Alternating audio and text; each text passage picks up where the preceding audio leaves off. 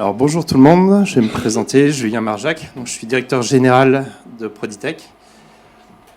Ici, je vais vous parler de développement personnel parce que je pense que le Lean a permis mon propre développement personnel et m'a permis d'être ici avec vous aujourd'hui en fait. Un petit contexte, Proditech, qu'est-ce que l'on fait? On fabrique des équipements d'inspection automatique pour le tri des gélules et des comprimés pour l'industrie pharmaceutique. Notre univers, en fait, on est une petite PME basée à Bordeaux, 45 personnes. On fait 95% d'export. On vend partout dans le monde à des grands groupes pharmaceutiques, les Pfizer, les AstraZeneca. Et nos concurrents ne sont pas du tout locaux. Nos concurrents sont coréens, japonais. Donc on a un vrai challenge pour pouvoir se développer dans cet environnement. Notre challenge, c'est l'innovation, c'est la technologie. On est une boîte de technologie. On doit aller toujours plus vite au niveau des cadences des machines, toujours plus précis en termes de détection. On a pris le choix de produire en France. Pour avoir la qualité, on produit localement. Dans tous ces enjeux, en fait, on est obligé de se battre. Et pour se battre, en fait, on a décidé de prendre la stratégie Lean. Donc, la stratégie Lean, on l'a choisie finalement lors d'une rencontre. C'est celle de Christophe Riboulet, qui est le président de la société, avec Michael Ballet en 2011. J'ai intégré la société avant. Donc, j'ai connu finalement la PME dite classique dans laquelle j'ai commencé ma carrière. Et après, j'ai connu la transformation Lean, et c'est ce dont je vais vous parler, et comment finalement, à travers cette transformation Lean, les gens ont évolué, les collaborateurs, mon parcours également. Donc moi, mon parcours, il est présenté rapidement à ce niveau-là. Je suis rentré dans la société en 2006 en tant qu'ingénieur développement sur la partie vision industrielle. J'ai découvert le Lean et Michael, et finalement tout ça en 2011 en même temps que Christophe. Très vite, finalement, ça m'a permis de me développer. Vraiment rapidement, je suis devenu team leader sur la partie vision. Il s'est passé des choses qui m'ont permis d'évoluer sur une poste de directeur technique en 4 ans. J'ai pris la responsabilité de la business unit pharma en 2020 et là maintenant je suis directeur général depuis 2022. La pensée Lean à Proditech. Avant 2011, on était clairement dans un fonctionnement, on va dire, stratégie, exécution, les 4D, où on avait des dirigeants qui définissaient dans des bureaux, qui décidaient dans des bureaux, qui donnaient les instructions, et après tout un système de management qui nous permettait d'être diriger les collaborateurs pour exécuter quelque part les tâches et puis s'en sortir. Donc chacun se battait pour réussir à avoir une situation saine pour l'entreprise, mais c'était très compliqué finalement au quotidien. Le passage au Lean nous a fait passer du 4D au 4C, où on a été beaucoup plus davantage sur le terrain. Les problèmes sont apparus, les problèmes ont été révélés par les collaborateurs, ont été discutés, on les a cherchés, on les a acquis finalement compris. Et par la suite, on a réussi à définir, cadrer les directions dans lesquelles on voulait avancer et construire tous ensemble la société telle qu'elle est aujourd'hui. Je rappelle le TPS, je pense que beaucoup d'entre vous le connaissent, avec ses 2 piliers, ses 2 fondations. Et finalement, pour cette présentation, je me suis dit, où est l'humain dans le TPS? Donc je vois l'humain quasiment partout dans ce TPS. Et je vois à travers ce TPS beaucoup de respect. Donc je vais expliquer un peu plus sur ça. En fait, les différents outils, façons de penser qu'on va retrouver à travers le TPS sont tous pour le développement personnel de chaque collaborateur dans l'entreprise. On veut que chacun puisse réaliser pleinement son travail, son potentiel, ses missions, ses tâches, et participer au destin de l'entreprise, participer au management, aux décisions et améliorer son environnement de travail au quotidien. Je vais revenir juste sur ça. Au niveau du TPS, je me suis dit pour cette présentation, je ne vais pas tout balayer, mais je vais essayer de prendre 3-4 thèmes. Et je me suis dit quels sont les thèmes les plus importants. Pour moi, à mes yeux, le premier, c'est la résolution de problèmes. Sans résolution de problèmes, il n'y a pas de Lean. C'est vraiment la base. Puis, je voulais prendre 2-3 thèmes. Je me suis dit, quel est le plus important? Parmi les thèmes qui me semblent très importants, il y a le Kanban, le lissage d'activités, qui permet vraiment, de respecter le collaborateur. Et je voulais vous parler de standardisation, de Kaizen. Je me suis dit que ce sont des thèmes qui reviennent très souvent. Et je me suis dit, tiens, depuis le début de cette année, qu'est-ce qui s'est passé à Proditech? Qu'est-ce qui a vraiment changé par rapport aux collaborateurs? Quel est l'élément qui serait intéressant à vous présenter aujourd'hui? Et ces dernières semaines, derniers mois, en fait, j'ai vu qu'il y a eu toute une dynamique sur les systèmes d'apprentissage. Donc, la fin de ma présentation portera sur des systèmes d'apprentissage, des notions telles que les chantiers d'apprentissage, des supports tels que les fonctions de perte, les trade-off cores. Donc, premier item, la résolution de problèmes. À mes yeux, chaque problème est une source d'apprentissage. Chaque problème doit être traité et permet à chaque collaborateur de progresser. Le respect par rapport aux collaborateurs et par rapport au rôle de l'entreprise, c'est de ne pas le laisser seul face à un problème. Donc on demande aux collaborateurs de faire des efforts, d'aller adresser chaque problème. Il doit avoir ses chaînes d'aide, il doit pouvoir s'exprimer et doit pouvoir finalement avoir le support qu'il mérite pour avancer sur ces problèmes. Comment ça se passait avant le Lean à Proditech? On était sur un système, on va dire classique, Command and Control. Donc le Command and Control, chez nous, c'était très simple. On met en place tout un système de gestion de projet avec des super outils de planification qui, normalement, garantissent que tout le projet se passe bien. On a des super pompiers, des superman dans l'entreprise, c'est-à-dire que, bien sûr, on rencontre des problèmes et les superman sont là pour éteindre les feux. Donc ils arrivent très vite sur les problèmes, ils ont une solution, on applique la solution et ouf, on est sauvé. Bilan de tout ça, on se rend compte que la qualité n'est pas au rendez-vous. Donc quand on fait l'analyse de la situation, le management dit écoutez, si on est en retard sur ce projet, c'est lui qui est responsable. Donc le problème, ce sont les personnes, et on va trouver des solutions. On va mettre en place, par exemple, de l'ISO. Donc on s'est confronté à l'ISO pendant 2-3 ans, pensant que la qualité de nos produits allait s'améliorer. Au final, ça, on va dire plutôt fait l'effet inverse, ça s'est empiré. Ça alourdit tout le travail des développeurs, tout le travail de la production pour remplir des documents et au final, on n'a pas vu la qualité s'améliorer. À ce moment-là, on a pris le virage du Lean. Qu'est-ce que le Lean a apporté? On est passé du Command and Control au modèle Support and Orient. Donc on a mis en place ce que vous connaissez, des talks ou des tableaux 5 colonnes. C'est des tableaux qui permettent d'avoir les problèmes écrits par les collaborateurs, d'avoir leur analyse. Et là, on s'intéresse finalement aux personnes et à leur développement. Tout simplement parce qu'en fait, on se rend très vite compte de la connaissance de la personne, de sa capacité à analyser les problèmes, de la manière dont on doit l'épauler pour pouvoir progresser, pour être meilleur. Et on s'arrête sur vraiment la capacité de résolution des problèmes. C'est-à-dire que ça ne sert plus à rien de regarder le processus, de regarder le planning. On est face à une vraie situation et on ne laisse plus les personnes seules. Donc en termes de comportement, j'ai vu des réelles différences sur les personnes en fait. Dans le système Command and Control, les super pompiers, c'était pas étonnant, c'était même très régulier. Tous les mois, on avait ce qu'on appelait les nocturnes. C'est-à-dire qu'on bossait jusqu'à 4 heures du matin parce que le lendemain, le client arrivait. Et là, on faisait des claquettes devant le client pour lui donner l'illusion que tout était parfait alors qu'il y avait des problèmes connus et avérés. La mise en place de ces outils-là, en fait, a permis de changer complètement la situation. Tout ce qui va être nocturne a disparu. Je ne dis pas qu'il n'y a pas de problème. Nous avons toujours des problèmes, nous traitons nos problèmes.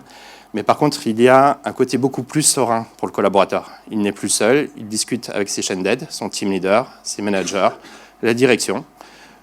On peut même discuter avec le client, et c'est ce que l'on fait. C'est-à-dire que quand on constate qu'il y a des problèmes et que le client est sur le point d'arriver, on préfère le prévenir à l'avance plutôt qu'il découvre des écarts auxquels il ne s'attend pas. Et on a une vraie collaboration, et on va dire que la pression sur les collaborateurs est redescendue nettement par la mise en place de ces outils-là. Donc quand on s'intéresse sur la résolution de problèmes, il faut, à mes yeux, reconnaître qu'il y aura toujours des problèmes et apprendre à les voir. Il faut savoir accepter que ces problèmes proviennent d'idées fausses, d'incompréhension. Donc ça, c'est un point qui est très important parce que j'ai beaucoup vécu où, en fait, des collaborateurs vont avoir certaines idées, pensent que c'est forcément de cette manière que ça se passe, que certaines causes sont juste improbables, impossibles. Et donc, il faut savoir passer outre pour pouvoir aller au fond des analyses des problèmes et apprendre à résoudre chaque problème quotidiennement pour s'améliorer dans son travail et mieux comprendre son environnement de travail et progresser finalement personnellement. Le second point, c'est le Kanban. Donc, Kanban, à mes yeux, le collaborateur connaît ses priorités. Le respect, c'est également de ne pas laisser la personne seule. Les team leaders sont là quand il y a un abandon. On ne laisse pas un collaborateur qui appelle à l'aide seul. Et finalement, le laisser seul face à ses priorités, face à la gestion de ses priorités. Avant le Lean, comment ça se passe? Je pense qu'il y a cette situation dans beaucoup d'entreprises. On laisse le collaborateur face seul face au choix de ses priorités, en fonction des informations qu'il possède ou de ses envies. Classiquement, on avait des personnes très sollicitées qui reçoivent des informations quotidiennement, toute la journée, de plusieurs personnes avec des demandes de tâches, et on les laissait seuls pour pouvoir choisir leur travail. J'ai eu un témoignage à un moment de ma carrière là, qui m'a interpellé. C'était avec Alain. Donc Alain, c'était une personne qui était en fin de carrière, qui a fini sa carrière à Proditech. Et un jour, on se retrouve en pause ensemble. Et il me dit « Ah, Julien, le Kanban, ce que vous avez mis en place, ça a changé ma vie au travail. » J'étais très surpris du message. Je lui dis bah, « Il faut m'en dire un peu plus, explique-moi. » Il dit « Mais je peux enfin travailler à la qualité. » Je lui dis bah, « Explique, qu'est-ce qui se passe ?» Il me dit bah, « Avant, tu ne te rends pas compte, ça fait 12-13 ans que je suis à Proditech. » Donc son poste, il était en production, il préparait les ordinateurs, il avait une expertise pour bien préparer les ordinateurs, tout ce qui était électronique dans les machines. Il me dit, mais en fait, je suis constamment sollicité. On me demande de l'aide au niveau des équipes SAV, parce qu'ils ont des vieux ordinateurs en panne chez les clients, et je suis le seul à pouvoir apporter l'expertise. La R&D vient me voir, parce que pour préparer les nouveaux PC, ils veulent mon avis sur la configuration des ordinateurs. Bien évidemment, mes collègues de production viennent s'appuyer sur moi dès qu'ils ont un problème en tant que chaîne d'aide. Donc, j'ai cœur de bien travailler et de bien réaliser la production, finalement, de mes ordinateurs. Mais je suis tout le temps dérangé. Donc, je passe du temps à faire des fiches de contrôle où je note où est-ce que j'en suis, puisque je suis tout le temps dérangé et finalement, je passe du temps. À ce moment-là, on va dire que le management avait une vision de cette personne comme étant quelqu'un qui travaille bien, mais lentement. Et mauvaise compréhension ou fausse idée encore. On disait, bah, c'est normal, c'est une personne âgée, il est en fin de carrière, voilà, on ne pourra pas en tirer mieux. C'est à peu près ce qui ressortait. Hein. Donc, il me dit, bah, ça a tout changé. Donc, je lui dis, bah, explique-moi. Bah, maintenant, mon travail, je suis protégé, je suis enfin tranquille, je sais ce que j'ai à faire. Quand les sollicitations arrivent, bah, finalement, elles ne me viennent pas directement, elles arrivent au niveau du PCNL, donc Production Cost Control and Logistique, toutes les demandes de production arrivent à ce niveau-là. Et une personne gère l'activité et me définit mes priorités. Si en cas de problème, il y a des endons, je sais que je peux intervenir en tant que chaîne d'aide, mais le travail est beaucoup plus serein, beaucoup plus posé, et enfin, je peux travailler à la qualité et produire. Et à ce moment-là, et c'est ce qu'on a vraiment constaté, c'est que bah, la personne travaille finalement très bien, dans des temps tout à fait normaux, et on l'a juste protégé en mettant en place ces systèmes de Kanban. C'est le Kanban de cette personne. C'est une photo d'un Kanban. Là, je pense que c'est le Kanban d'une équipe de développement. Comment ? C'est cette personne-là qui a eu un Kanban. Oui, en fait, on a déployé le Kanban dans l'ensemble de l'entreprise sur quasiment tous les services. Et là, sur cette personne de production, en fait, étant donné qu'on a la production, ils ont des cartes à l'heure. Ils ont des heures de production. Donc une journée de 7 heures, 7 cartes de travail pour pouvoir... et le travail est vraiment ciblé pour tenir dans une heure. Donc ça fait apparaître les problèmes, mais surtout la personne sait ce qu'elle a à faire. Et s'il y a une urgence, on a des discussions en amont, plutôt que ce soit la personne qui décide j'arrête tel travail ou je préfère faire celui-ci. Les discussions ont lieu en amont pour protéger le travail de la personne.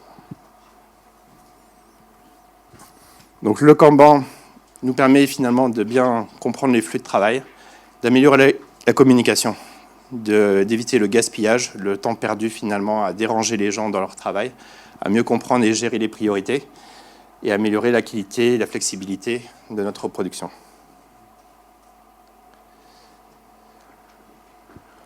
Point suivant, le système d'apprentissage. Donc dans ce système d'apprentissage, pour moi, c'est des choses qui sont présentes à travers tout le TPS. On a des apprentissages sur du Kaizen, on a des apprentissages sur de la résolution de problèmes. Néanmoins, ce que j'ai vu qui s'est développé à Proditech, c'est des outils qui permettent de vraiment cadrer cet apprentissage, notamment pour la partie engineering, où c'est toujours plus difficile d'aller creuser des innovations, d'aller creuser des nouvelles idées. Et donc, on a voulu avancer sur ces points-là et on a mis en place plusieurs outils qui sont très importants pour progresser. Donc, le système d'apprentissage, les apprentissages sont quantifiés par des mesures, un takt time régulier et fréquent. Et le respect, c'est que le collaborateur évolue dans un système qui le met en confiance pour réussir. Comment ça se passait avant le Lean à Proditech? Quand j'ai pris le poste de responsable sur l'équipe de développement Vision, en fait, je me suis retrouvé avec une équipe où c'était simple, ça faisait à peu près 2 ans qu'ils travaillaient sur un sujet, ça ne marchait pas. Il y avait des valeurs dans l'équipe qui disaient qu'il fallait à tout prix travailler sur cet équipement-là, de cette manière-là, même si le résultat ne marche pas, un jour, on y arrivera. À ce moment-là, ils étaient, à mes yeux, seuls.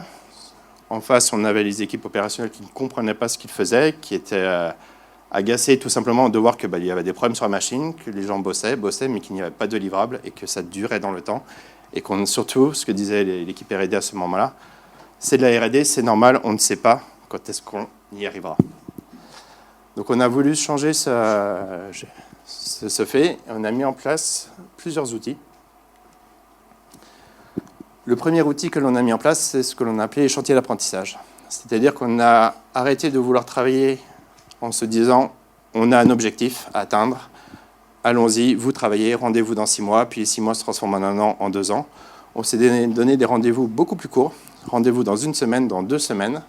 Et plutôt que de se dire il nous faut un résultat fini à la fin, on définit ensemble la direction et le premier pas que l'on veut faire. Et le premier pas, il est très accessible. Le collaborateur sait ce qu'il a à faire. On lui a créé un cadre dans lequel il a 2 semaines de travail, mais 2 semaines dans lesquelles il est confiant, il s'engage à nous donner un livrable. Et ce livrable, c'est le premier pas sur un apprentissage. Le deuxième outil fondamental, c'est les fonctions de perte. Les fonctions de perte permettent de mesurer.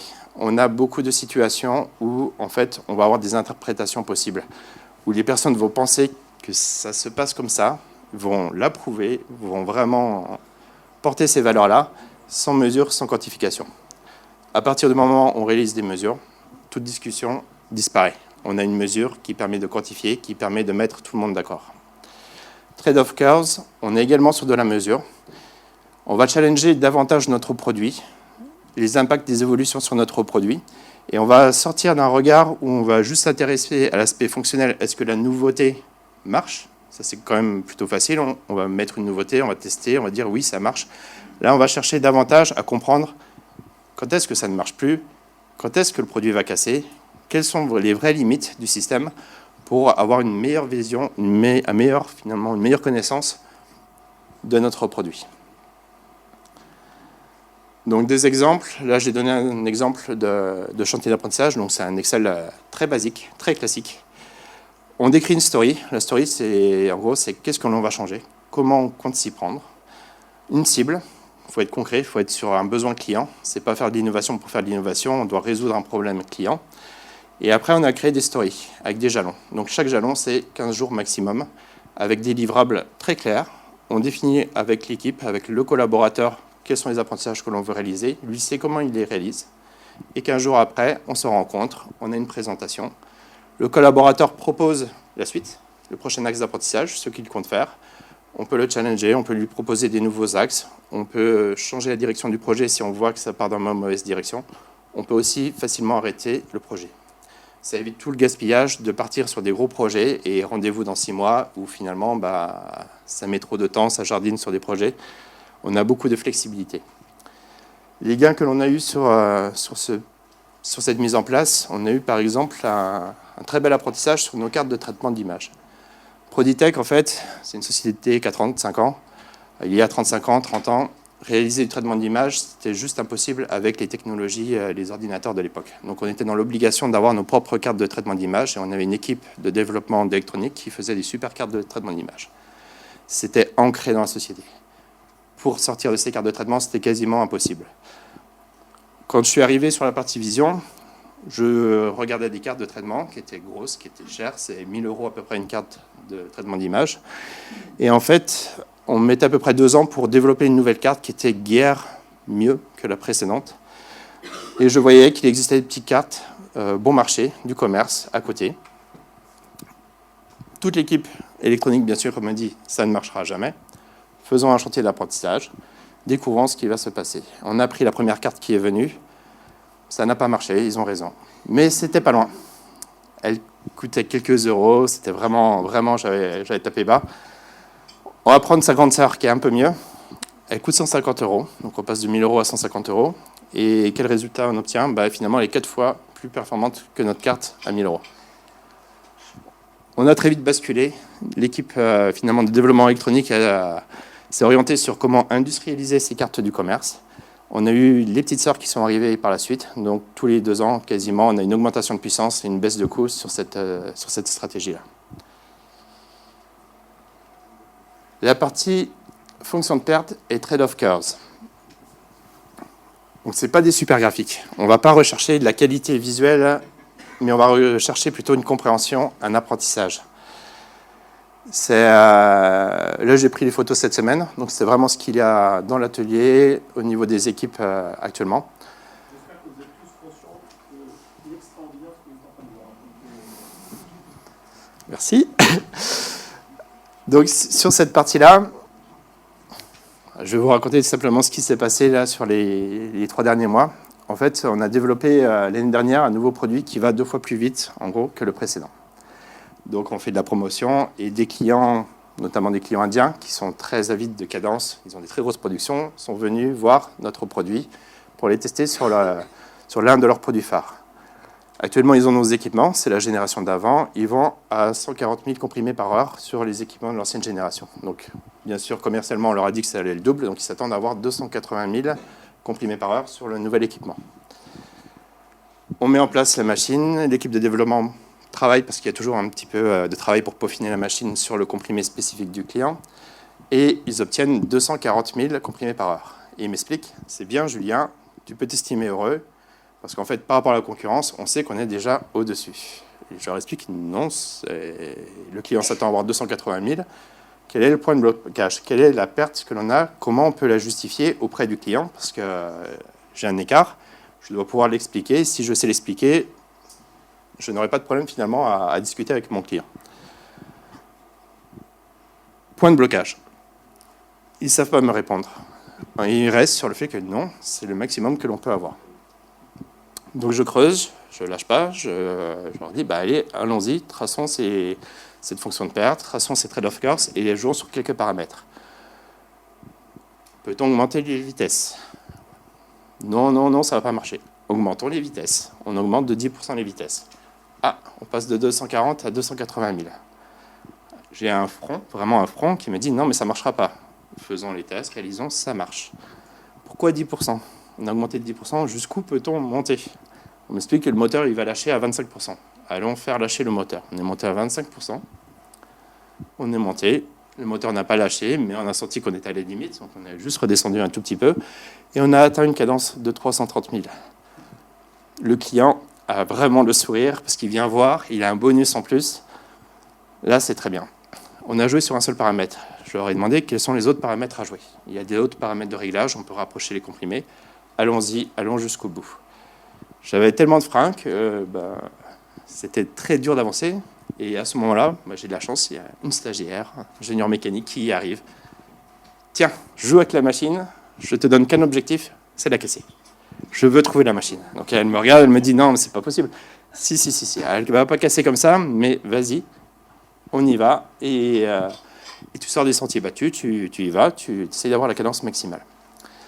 Elle a joué avec quelques petits boutons. Elle a poussé les manettes au fond. Après 2 semaines de travail, elle est arrivée à 400 000 comprimés par heure. Qu'est-ce qu'elle a fait? Elle a simplement posé le cerveau, contrairement à l'équipe d'ingénieurs qui était en train de voir chaque faille. Elle s'est juste dit, ok, quand on va très vite, les comprimés se mettent mal, donc on doit les recycler. Dans les on-dit de la société, au-delà de 1%, le client ne veut pas de la machine. Je lui ai dit, va au maximum. Elle était autour de 7%, 8%. Ça a déclenché une hausse considérable de cadence. Certes, ça ne se passe pas forcément bien, mais après on a regardé pourquoi ça ne se passe pas bien, et on est repassé de ces 7% autour des 1% qui sont la vraie valeur de la société. Et on a un véritable point de changement. À ce moment-là, les 400 000, ça lâche sur les cartes de traitement, ça lâche sur plein d'endroits. Mais on est enfin au bord du ravin, on est enfin en train de courir vraiment à la limite, et on sait redescendre pour être très raisonnable, pour ne pas faire n'importe quoi. Mais on a eu un gain. Quand je regarde sur papier ce gain-là, ça nous place juste loin devant tous nos concurrents. Et donc je suis juste en train de pousser en me disant, allez, faisons le comprimé suivant, redéfinissons notre plage de fonctionnement. C'est peut-être pas x2, x3, x4 sur l'ensemble des comprimés, mais en tout cas, on a été bien au-delà, et avec cette approche, on a pu vraiment augmenter nos capacités en termes de performance, et ça, c'est sur les 2-3 derniers mois. Donc, pour moi, le système d'apprentissage, c'est de créer ce cadre de confiance pour les collaborateurs, afin qu'ils puissent innover. Le fait, comme je dis, de prendre une stagiaire, de la mettre et de lui dire de casser la machine, c'est valable uniquement si on a les supports, on lui a expliqué ce qu'elle devait faire, on lui a expliqué qu'elle devait tracer ses courbes, ses fonctions de perte, qu'elle avait un chantier d'apprentissage, que tout était cadré, qu'il n'y avait aucun problème. Et ça nous a permis vraiment d'aller vite et d'oser faire des choses. Si j'avais demandé la même chose dans un cadre plus ouvert, augmenter les cadences, doubler les cadences sur la machine, je ne serais jamais arrivé à un résultat du même niveau. L'objectif des systèmes d'apprentissage tels que je les ai présentés, c'est vraiment de quantifier cette notion de mesure et de sortir des interprétations individuelles que l'on va avoir systématiquement. Et surtout de partager le savoir. C'est-à-dire qu'une fois que maintenant j'ai des mesures, en face, tout le monde, bien sûr, est très intéressé par le travail qui est réalisé, trouve l'approche géniale d'avoir osé aller au-delà de ces pourcentages de recyclage. Et ça change vraiment le comportement des ingénieurs sur la machine. Je vais pousser davantage pour que tout le monde maintenant et que toute la société pense avec ces outils-là. Et c'est vraiment le virage que j'essaie de faire prendre, en tout cas en termes d'ingénierie dans la société actuellement. Et puis là, c'est mon apprentissage aussi personnel. Le dernier apprentissage, c'est d'arrêter de parler d'objectifs. Comme je l'ai dit au début, on avait une machine qui devait doubler la cadence. J'en sais rien, ce que l'on est capable de faire. Je me rends compte qu'on a toujours défini que le nouveau produit, c'était x2 en termes de vitesse. C'est tout à fait faux. Maintenant, ce qui m'intéresse, c'est de comprendre quand est-ce que le produit ne marche plus, en fait. Quelles sont ses vraies limites. Et certaines fois, ça sera x2, x3, x5. Pour finir, le secret du Lean. Donc, ma conclusion, c'est simple, c'est en apprenant à résoudre ses problèmes, ses propres problèmes, petit pas par petit pas, tous les jours, on développe ses compétences, on réussit à innover, on devient force de proposition et on est reconnu. Le fait d'aller sur un tableau 5 colonnes, un talk, et d'écrire son problème, on est reconnu parce que forcément, les collaborateurs, les managers, les team leaders viennent voir la qualité du travail et viennent donner un feedback. Et c'est les points très importants parce qu'on sait développer les collaborateurs s'ils rentrent dans ces schémas-là. Et la confiance mutuelle se construit par des victoires partagées. Le plus important aussi dans tout ça, c'est de féliciter. C'est quand on a des belles réussites, quand on a les réussites comme je les ai eues là, ces dernières semaines, c'est très important de féliciter et d'encourager pour dynamiser et avoir ces dynamiques présentes dans tous les services. Merci.